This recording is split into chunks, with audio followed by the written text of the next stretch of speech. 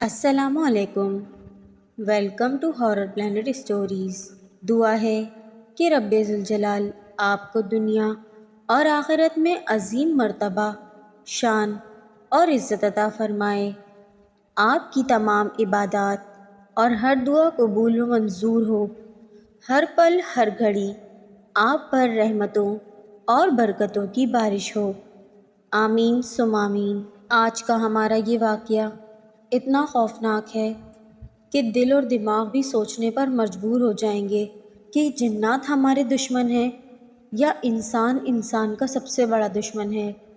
کس طرح سے ایک بچپن کی سہیلی حسد کی آگ میں کیسے اپنی دوست کی دیورانی بن کر اس کی زندگی کی خوشیاں کھا جاتی ہے۔ آئیے سنتے ہیں اس بہن کی اپنی آپ بیتی۔ لیکن اس سے پہلے چینل پر نئے آنے والوں سے گزارش ہے کہ چینل کو سبسکرائب کر دیں۔ وہ بتاتی ہیں کہ میری بہن کی شادی تھی اور مجھے ضروری گاؤں جانا تھا۔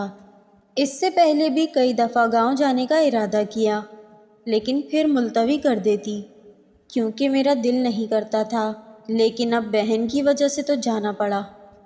جب وہاں پہنچی تو وہاں ایک الگ رونق لگ گئی۔ اگلی صبح رشتہ داروں سے ملنے نکلی تو راستے میں پیچھے سے میری کسی نے چادر پکڑ لی۔ میں نے پیچھے مڑ کر دیکھا تو میرے سامنے ایک فقیرنی کھڑی تھی جس کا میلا لباس، خشک ہونٹ، گندے بال تھے۔ اس کو دیکھ کر مجھے ایک جھٹکا لگا کہ یہ تو وہ تھی جس کے حسن پر پورے گاؤں کے لڑکے فدا تھے، جس کے سر سے کبھی دوپٹہ نہیں اترا تھا، مگر آج وہ دوپٹے سے بے نیاز کھڑی تھی۔ میں اسے پورے 5 سال کے بعد دیکھ رہی تھی۔ وہ میری بہترین دوست سیما تھی، جس سے میری 17 سالہ پرانی دوستی تھی، جس کے بغیر میرا اور میرے بغیر اس کا نہ دل لگتا تھا نہ وقت گزرتا تھا، جس کی وجہ سے میری بڑی بہن مجھ سے بہت چڑھتی تھی کہ مجھے لگتا ہے کہ میری جگہ اس نے لے لی ہے، اور کہتی تھی کہ تو میری کم اس کی سگی بہن زیادہ ہے۔ سیما ہمارے گھر کا ایک فرد تھی۔ جب ہم بڑے ہوئے تو ہماری شادی کی باتیں چلنے لگیں، لیکن وہ بہت گھبراتی اور فکر مند تھی کیونکہ وہ چاہتی تھی کہ ہماری شادی ایک ہی گھر میں ہو۔ وہ شادی کر کے کہیں مجھ سے دور نہیں جانا چاہتی تھی۔ ایک بار ایک شادی میں ہم لوگ شریک تھے تو ایک خاتون ہمارے پاس آ کر ہمارے نام پتے پوچھنے لگی۔ میں نے اس بات کو زیادہ اہمیت نہیں دی، مگر کچھ دنوں کے بعد وہ خاتون اپنے دونوں بیٹوں کا ہمارے لیے رشتہ لے کر آ گئی، بڑے بھائی کا میرے لیے اور چھوٹے بھائی کا سیما کے لیے۔ میرے گھر والوں کو تو رشتہ بہت پسند آیا اور انہوں نے ہاں کر دی۔ سیما کے گھر والوں کی طرف سے بھی ہاں ہو گئی۔ شادی کے دن قریب آ گئے۔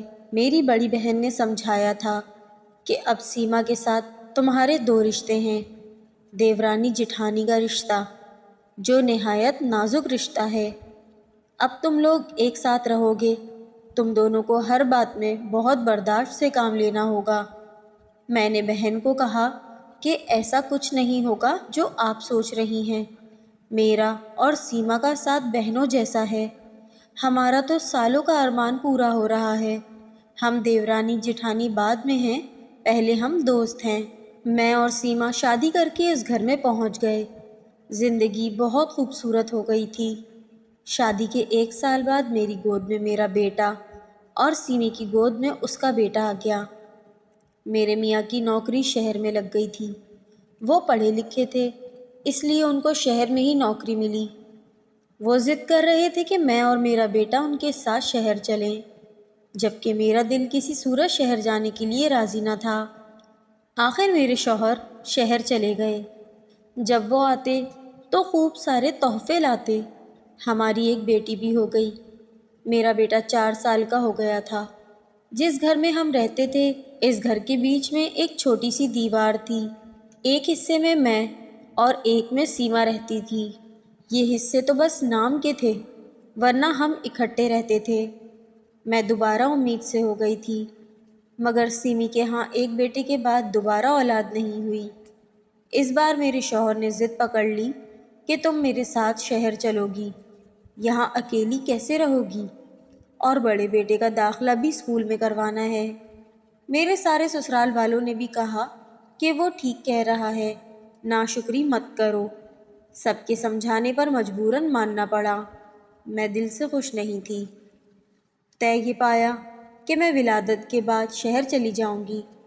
جس دن یہ فیصلہ ہوا اس دن سیما میرے پاس آئی اور اداسی سے بولی کہ تم چلی جاؤ گی تو میرا دل کیسے لگے گا۔ میں نے اس کا ہاتھ پکڑ کے اس کو سمجھاتے ہوئے کہا کہ انہوں نے وعدہ کیا ہے کہ وہ ہر مہینے مجھے تم سے ملوانے لاتے رہیں گے۔ اس نے کہا میں تم کو بہت یاد کروں گی۔ تو میں نے کہا کہ شہر کون سا دور ہے، تم بھی مجھ سے ملنے آ جایا کرنا، میں بھی آ جایا کروں گی۔ پھر وہ میرے گلے لگی اور ہم دونوں بہت اداس تھے۔ کچھ وقت گزرا، میرے ہاں میرے چھوٹے بیٹے کی ولادت ہوئی۔ سرخ سفید بڑی بڑی آنکھوں والا بچہ سب کو بہت پیارا تھا۔ میرے شوہر نے کہا تم نہیں جانتی، تم نے مجھے بہت بڑا تحفہ دیا ہے، اس بار تیار رہنا، میں آؤں گا تو تم سب میرے پاس شہر چلنا۔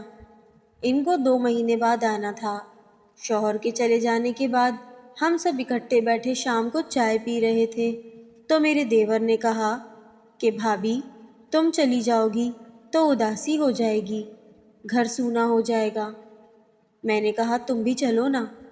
وہ بولا میں کیا کروں گا جا کر، مجھے کوئی کام تو آتا نہیں، کم از کم یہاں زمین پر کام کر کے بیوی بچوں کے لیے 2 وقت کی روٹی کما لیتا ہوں۔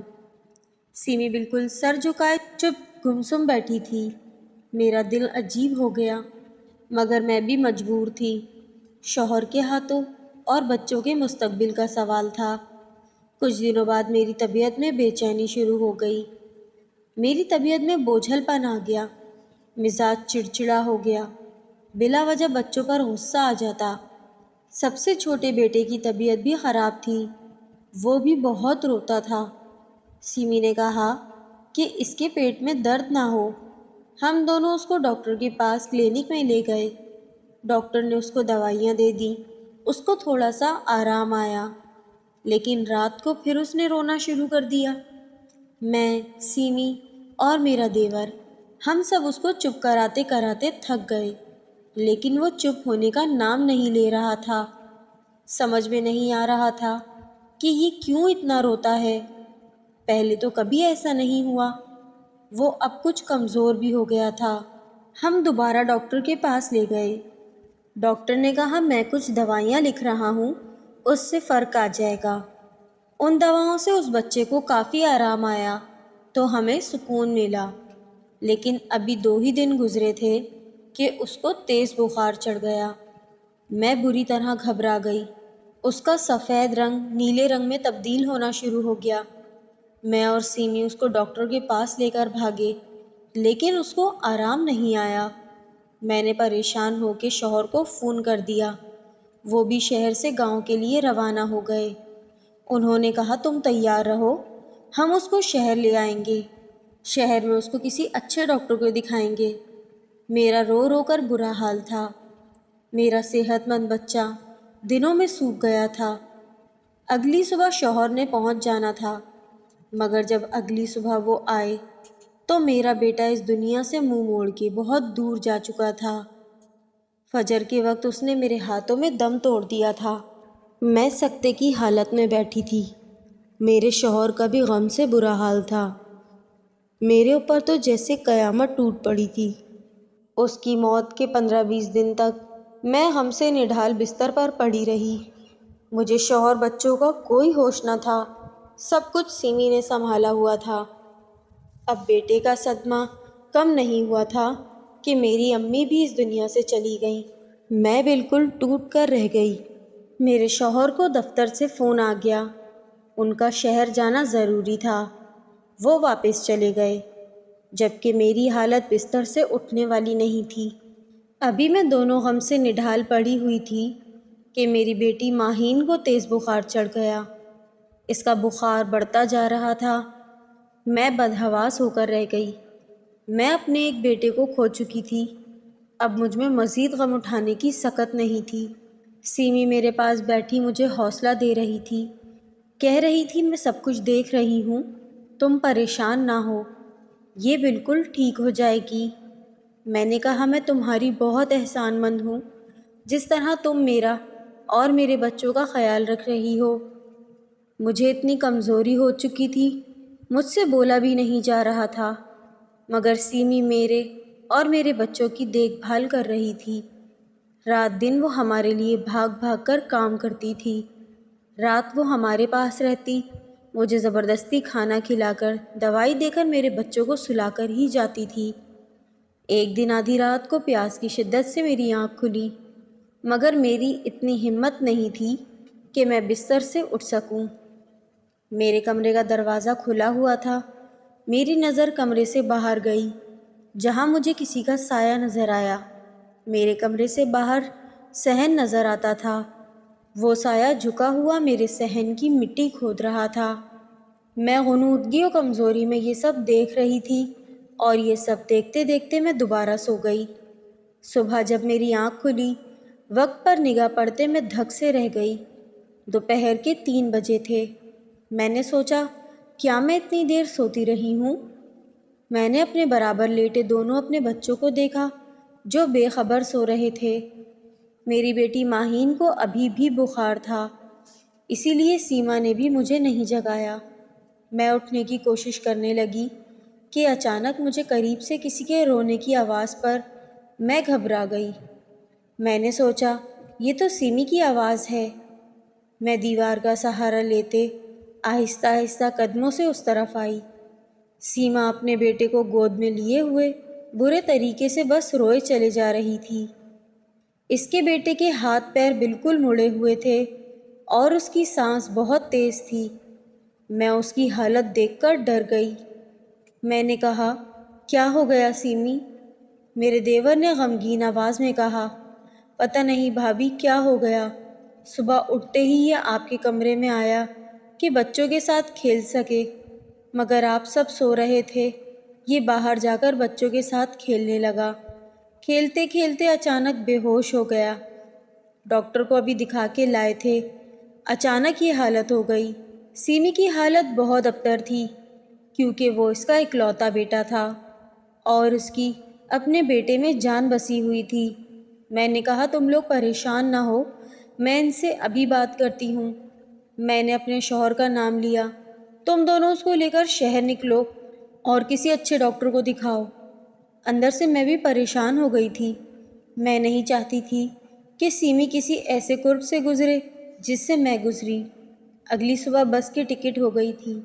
میں اپنے خراب طبیعت کے ساتھ دکھتے بدن اور چکر آتے سر کے ساتھ اپنے بچوں اور سیمی کو سنبھال رہی تھی، مگر اگلی صبح جانے کی نوبت ہی نہ آئی۔ رات کو اس کے بیٹے نے دم توڑ دیا۔ میں وحشت بھری نظروں سے سیمی کو بیان کرتے دیکھ رہی تھی اور خوفزدہ بیٹھی تھی۔ کیا ہمارے بچوں کو کسی کی نظر لگ گئی ہے؟ جب اس کے بیٹے کا جنازہ اٹھا تو سیمی غش کھا کر گر گئی۔ میرے شوہر بھی آ چکے تھے۔ ہمارے گھر کا ہر شخص ٹوٹ سا گیا تھا۔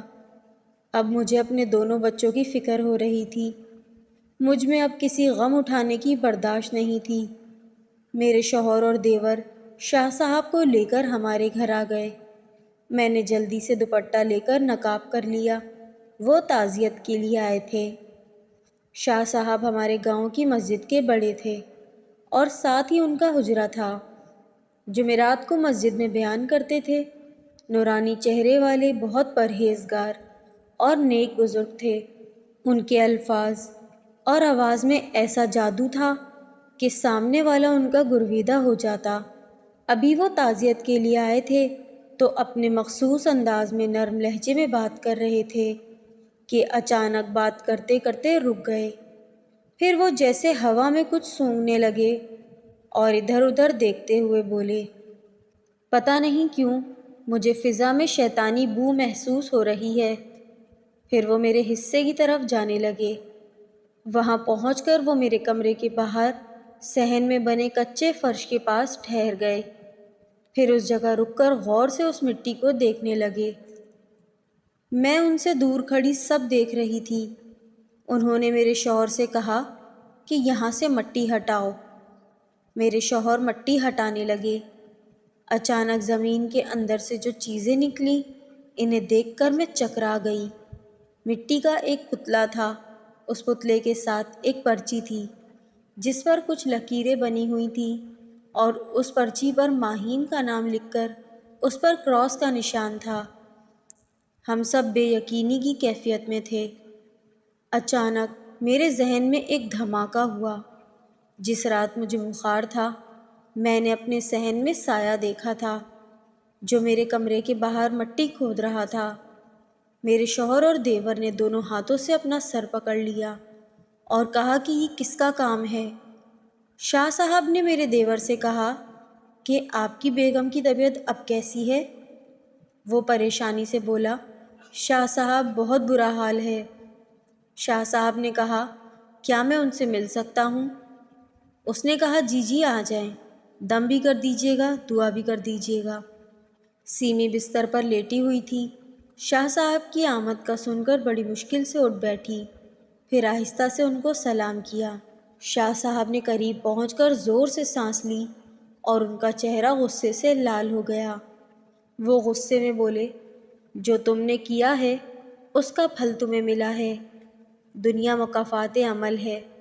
تم نے دوسرے کی گود اجاڑنی چاہی مگر تمہاری اپنی گود اجڑ گئی، اپنی دنیا بھی برباد کی اور آخرت بھی۔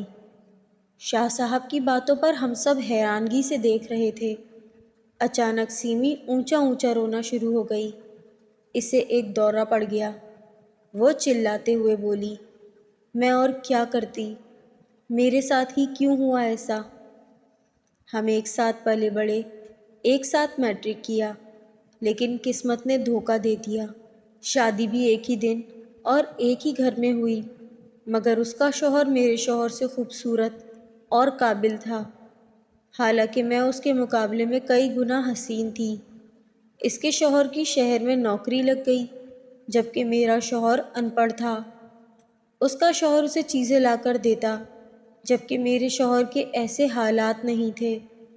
پھر میرے یہاں ایک بیٹے کے بعد کوئی بچہ نہیں ہوا جبکہ یہ 3 بچوں کی ماں بن گئی۔ اب جب بچے بڑے ہو رہے تھے تو اس کے شوہر کو اپنے بچوں کے مستقبل کی فکر ستا رہی تھی۔ وہ ان کو تعلیم یافتہ بنانا چاہتا تھا اور اس کو شہر لے جا کر عیش و عشرت میں رکھتا، اور میں یہیں رہ جاتی۔ یہ وہاں جا کر اچھی زندگی جیتی، شان و شوکت سے رہتی، اور میں یہاں معمولی زندگی بسر کرتی۔ یہ باتیں مجھ سے برداشت نہیں ہو سکیں۔ میں روز اخبار پڑھا کرتی تھی۔ اخبار میں ایک اشتہار آیا جو کالے علم کا ماہر تھا۔ میں نے اس سے خط کے ذریعے رابطہ کیا۔ پہلے میں نے اس کے بیٹے کو راستے سے ہٹایا، پھر میں اس پر عمل کروا کر اب مجھے اس کی بیٹی کو ہٹانا تھا۔ میں نے ہی پتلا زمین میں گاڑا تھا کیونکہ میں چاہتی تھی کہ تینوں بچے مر جائیں تاکہ یہ شہر ہی نہ جا سکے، کیونکہ اپنی اولاد کے خاطر ہی جا رہی تھی، اور میں یہ کیسے برداشت کر لیتی کہ یہ وہاں جا کر ٹھاٹھ سے رہتی۔ اس عمل کے مطابق اس زمین پر جہاں پتلا گاڑا تھا اس پہ سب سے پہلے جو بھی چلتا ہوا آتا وہ اس عمل کی لپیٹ میں آ جاتا۔ اس رات میں نے سب کو نیند کی دوائی دودھ میں ملا کر دے دی تھی۔ میں جانتی تھی کہ یہ سب سوتے رہیں گے مگر ماہین ضرور اٹھ کے باہر آئے گی، مگر میرا کیا مجھ پر ہی واپس آ گیا۔ صبح جب میں سو کر اٹھی تو میرا بیٹا میرے برابر میں نہیں تھا۔ میں گھبرا کر اس کو دیکھنے گئی تو وہ اس کے کمرے سے واپس آ رہا تھا، یہ کہتے ہوئے کہ چاچی اور سب سو رہے ہیں۔ میں نے اس کو آتا دیکھ کر دل پکڑ لیا اور پھر مجھے پھل مل گیا۔ وہ روتی ہوئی اپنا سر پیٹتی ہوئی چیخ رہی تھی اور میں بے یقینی سے سیمی کو دیکھ رہی تھی۔ مجھے لگ رہا تھا جو میں نے سنا ہے وہ غلط ہے۔ میرا دل کر رہا تھا میں چیخ چیخ کر روؤں کہ کیا کوئی انسان حسد میں اتنا بھی گر جاتا ہے؟ شاہ صاحب نے کہا، جو لوگ اللہ کی تقسیم پر راضی نہیں ہوتے ان کا یہی انجام ہوتا ہے۔ میں دیوار کا سہارا لیے چھوٹے چھوٹے قدم اٹھاتی باہر آ گئی۔ میرے دیور نے نفرت سے چیخ کے بیوی کو کہا، میں سوچ بھی نہیں سکتا تھا تم اتنی گھٹیا ہو۔ میں اپنے کمرے میں آ کر پیکنگ کرنے لگی، مگر میرا دل رو رہا تھا۔ سیمی میرے پاس آئی اور روتی ہوئی بولی، مجھے معاف کر دو۔ میں نے اس کو کہا، جو عورت آپ کے بچوں کی جان لے لے، کیا اسے معاف کیا جا سکتا ہے؟ تم کو دشمنی تھی تو مجھ سے نکال لیتی، مگر میرے بچوں نے تمہارا کیا بگاڑا تھا؟ میں نفرت سے روتے ہوئے بولی۔ سیمی بولی، مجھے دشمنی نہیں تھی، پتہ نہیں مجھے کیا ہو گیا تھا، مجھ سے برداشت نہیں ہو رہا تھا تمہارے پاس سب کچھ اچھا دیکھ کر۔ میں نے کہا، میں تم کو کچھ بھی نہیں بولوں گی، نہ کوئی لعنت بولوں گی، کیونکہ میں جان گئی ہوں کہ اللہ کا بدل بہترین ہے۔ مجھے کچھ بھی نہیں بولنا، اور میں اس کو بغیر دیکھے اپنے شوہر اور بچوں کے ساتھ اس گھر سے ہی نہیں بلکہ اس کی زندگی سے اور گاؤں سے بھی نکل گئی۔ میرے دیور نے اس کو طلاق دے دی تھی۔ اپنے بیٹے کی موت اور پھر طلاق کے بعد اس کا دماغی توازن بالکل الٹ چکا تھا، اور اب وہ گاؤں کی گلیوں میں بکھرے بالوں سے بدحال بنی پھرتی ہے۔ میں دوبارہ پلٹ کر گاؤں نہیں گئی، لیکن اب 5 سال بعد جب میں واپس گئی تو اس نے میری چادر کو پکڑ لیا، مگر میں اپنی چادر اس کے ہاتھوں سے چھڑوا کر اور اس کو نظر انداز کرتی آگے بڑھ گئی۔ یہ تھی ہماری آج کی کہانی، اور اس کہانی سے دیکھیں ہمیں سبق یہ ملتا ہے کہ ہمیں اپنی خوشیاں لوگوں سے چھپانی چاہیے۔ یہ وہ دور نہیں کہ لوگ دعائیں دیں، یہ وہ دور ہے کہ لوگ آپ کی خوشیاں دیکھ کے جلتے ہیں اور حسد کرنے لگ جاتے ہیں۔ حسد ایک اتنی بری چیز ہے جو آپ نے کہانی میں سنا ہوگا کہ وہ بچپن کی دوست اس کی اولاد تک کی دشمن بن جاتی ہے، لیکن زندگی مکافات عمل ہے، اللہ کے لیے تو سب برابر ہیں۔ ہمیں اپنے رب کے بتائے ہوئے سیدھی راہ پر چلنا چاہیے، اور ہمیں اپنے رب کی رضا میں راضی ہونا چاہیے۔ بے شک میرا رب بہترین نوازنے والا ہے۔ سٹوری پسند آئے تو لائک کریں، شیئر کریں، نئے آنے والے تمام لوگ چینل کو سبسکرائب کریں، کامنٹ میں لازمی بتائیں کہ آپ کو اسٹوری کیسی لگی، اور اگر آپ لوگ چاہتے ہیں کہ ڈرانی کہانیوں سے ہٹ کر میں گھریلو کہانیاں بھی سٹارٹ کروں تو پلیز اس کے لیے آپ کامنٹ میں ضرور بتائیں۔